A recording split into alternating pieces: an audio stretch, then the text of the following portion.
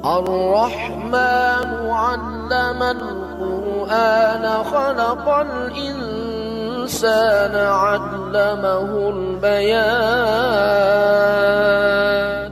Assalamualaikum warahmatullahi wabarakatuh. Alhamdulillahilladzi qad a'azzana Allahu bil Islam fa idza bataghaina al-izzata bi ghairihi adallana Allah. Alhamdulillahilladzi qad a'tana bi ni'matil iman wal Islam wa ja'alana minal muslimin wa razaqna min ghairi haulin minna wala quwwah. Asyhadu an la ilaha illallah wa asyhadu anna Muhammadan abduhu wa rasuluh wa nabiyyuhu wa safiyuhu wa habibuh ballagha ar-risalata wa addal amanah wa nasaha lil ummah wa jahada fi sabilillah hatta atahul yaqin. Wa ba'du. Alhamdulillah, kita bersyukur kepada Allah atas nikmat yang diberikan, terutama nikmat iman dan Islam. Salawat serta salam semoga senantiasa tercurah limpahkan kepada baginda Nabi kita Muhammad sallallahu alaihi wasallam, para sahabat, tabi'in, tabi'in dan para pengikutnya.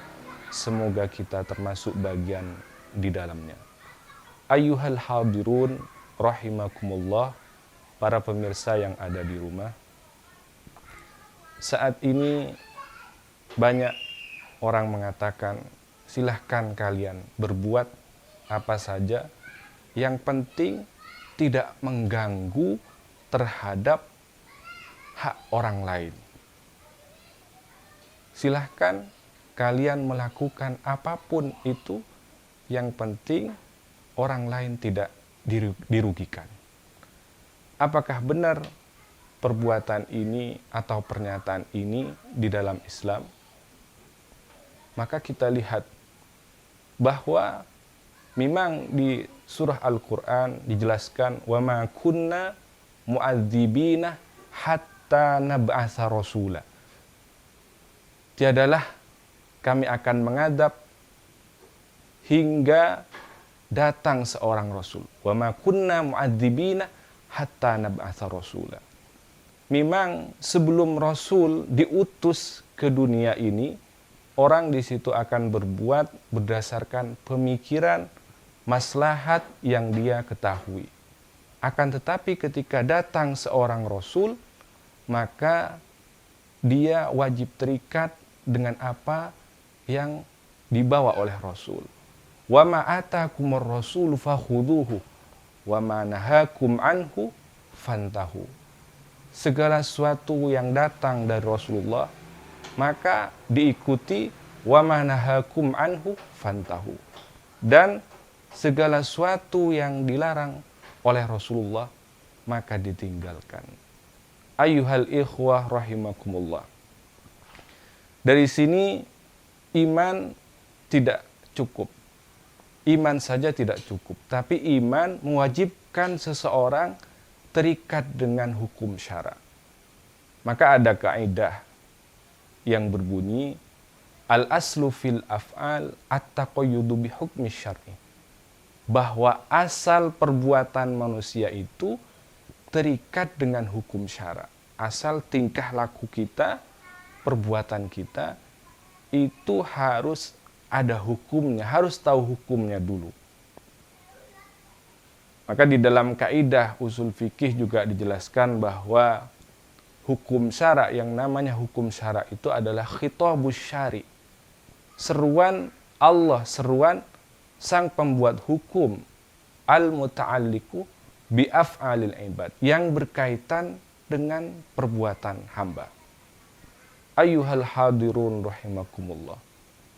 Jadi tidak cukup kita mengatakan beriman saja, akan tetapi seluruh anggota, seluruh perbuatan kita itu harus diikatkan dengan hukum syara. Allah berfirman di dalam Al-Quran, Ya ayyuhalladzina amanu dukhulu fisilmi kafah. Masuklah kalian ke dalam Islam itu secara keseluruhan. Artinya tidak sebagian-sebagian, secara total.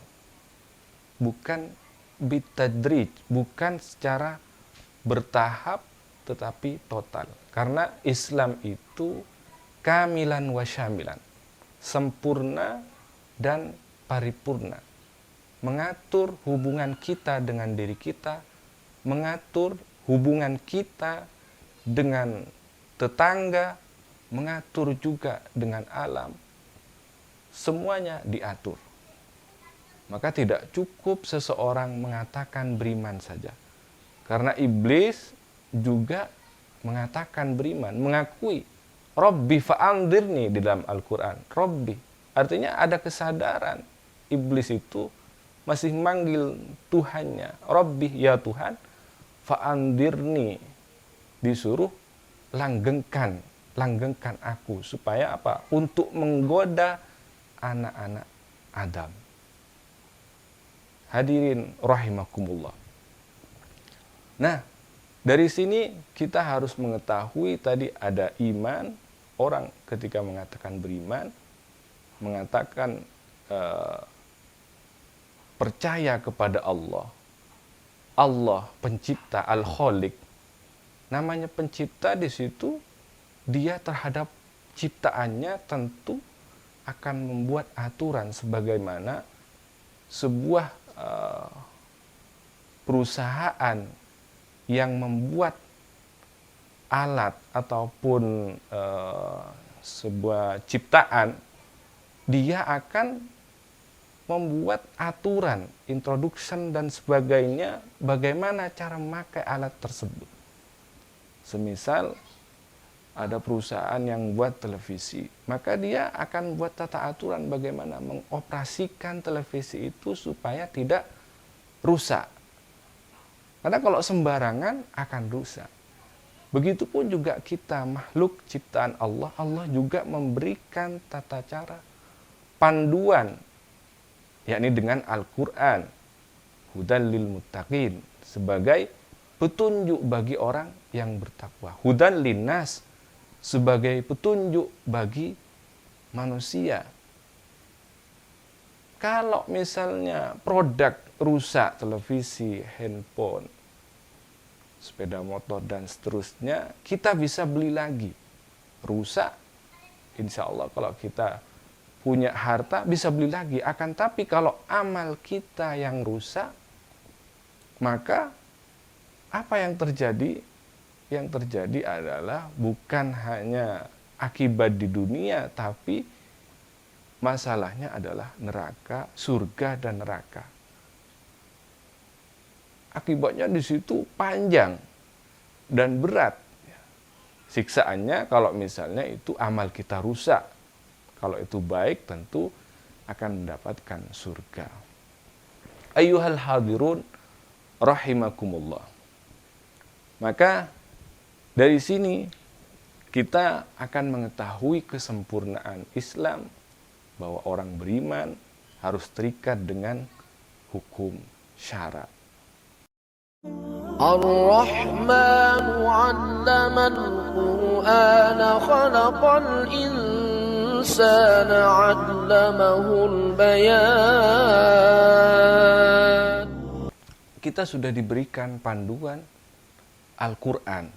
Al-Quran yang di situ membuat aturan-aturan hukum-hukum secara ijmal, secara global, yang nanti dijelaskan di dalam hadis-hadis yang berkaitan dengan perbuatan manusia. Jelas kalau perbuatan manusia di situ tadi at-taqayyudu bi hukmi syar'i. Segala perbuatan kita di situ ada hukumnya. Tidak ada kata-kata bebas hukum. Jadi mesti ada hukumnya, entah itu wajib, sunnah, mubah, makruh, ataupun haram. Tetapi di dalam masalah benda, asya, di situ al-aslu fil asya al-ibahah. Asal hukum benda itu adalah boleh. Malam yurid dalil tahrim, selama tidak ada dalil yang mengharamkan. Kita sangat bersyukur diberikan oleh Allah tuntunan panduan ini yang dijelaskan oleh Rasulullah yang mengatur kita mulai dari bangun tidur sampai bangun lagi. Dan para ulama mujtahid juga menggali dari dalil-dalil ini dari Al-Quran dan hadis ataupun ijma dan qiyas. Ketika ada persoalan-persoalan baru digali dari ini, sehingga otomatis tidak ada perbuatan yang di situ bebas nilai, semuanya ada hukumnya. Dan memang manusia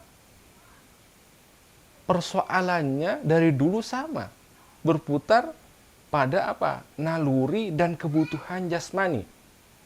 Yang berkembang hanya sarana dan prasarana. Dari dulu manusia butuh untuk menyalurkan hasrat suka terhadap lawan jenis untuk menikah mulai dari zaman Nabi Adam. Ingin melaksanakan atau ingin supaya punya keturunan itu dari dulu ada.